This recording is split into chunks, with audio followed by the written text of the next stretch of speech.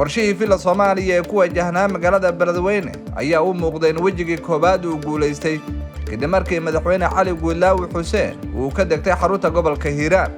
sanad kadib doorashadiisii Guudlaawe ayaa ku hoyday magaalada Beledweyne oo ah magaalo si weyn looga diidanaa hoggaankiisa. ciidamada aad ku hubaysan ee Gorgor iyo Haramcad oo si toos ah uga amarhelaya fila Soomaaliya ayaa loo tirinayaa inay suura geliyeen in Cali Guudlaawe Xuseen uu si awood ah ku tago Beledweyne oo muddo loo diidanaa. dowladda Soomaaliya ayaa ciidamadii ugu badnaa geysay Beledweyne bishii la soo dhaafay, inkastoo xukuumadda Ra'iisul Wasaare Roble ay diidaneen tegitaanka ciidamadaas. wararkii ugu dambeeyay waxay sheegayaan inay xiisad ka jirto magaalada, isla markaana kooxihii diidanaa hoggaanka maamulka Hiirshabeelle ay wadaan abaabulo ay ku weerarayaan ciidamada dowladda ee Beledweyne ku sugan. laakiin xuduudda ciidamada Gorgor iyo Haramcad oo ah mid aad u sarreysa maadaama ay si weyn u hubaysan yihiin ayaa la rumaysan yahay inay hoos u dhigi karto halis ka imaan karta kooxda diidan joogitaanka madaxweyne Cali Guudlaawe ee Beledweyne.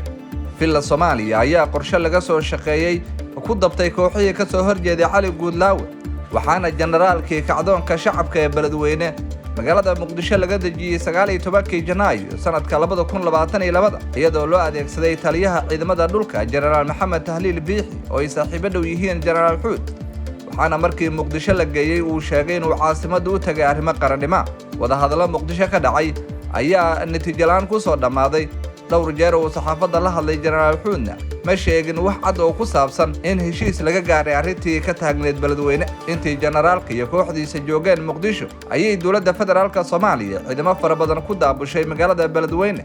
Generaal Xuud ayaana sheegay in la qiyaameeyay. si kastaba khudbaddii uu Cali Guudlaawe ka jeediyey magaalada Beledweyne ayaa ahayd mid loo wada riyaaqay, isagoo muujiyey inuu diyaar u yahay xalinta tabashada jirta.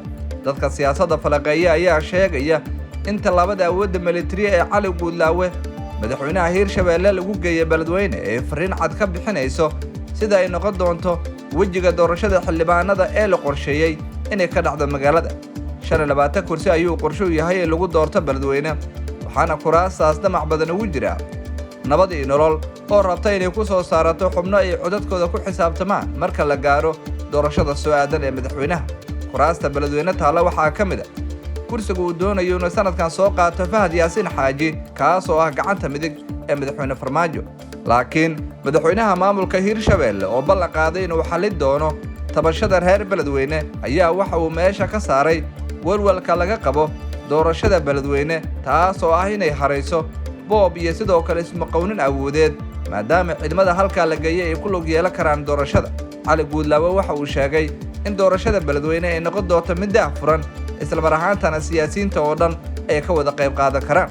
Beledweyne ayaa hadda isku diyaarinaysa doorasho, waxaana sidoo kale la filayaa inuu magaalada gaaro la taliyaha dhinaca ammaanka madaxweyne Farmaajo ahna taliyihii hore ee hay'adda nabad sugidda Fahad Yaasiin, kaas oo dadka deegaanka magaalada Beledweyne ay si weyn ugu kacsanaayeen.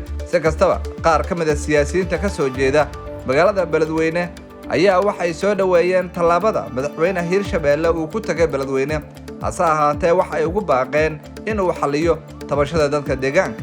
dadka soo dhaweeyay booqashada magaalada Beledweyne uu ku tagay madaxweyne Cali Guudlaawe waxaa ka mid ah madaxweynihii hore ee Hiirshabeelle Cali Cabdulaahi Cosoble, waxaana uu sheegay in Cali Guudlaawe laga doonayo inuu xalliyo tabashada dadka magaalada.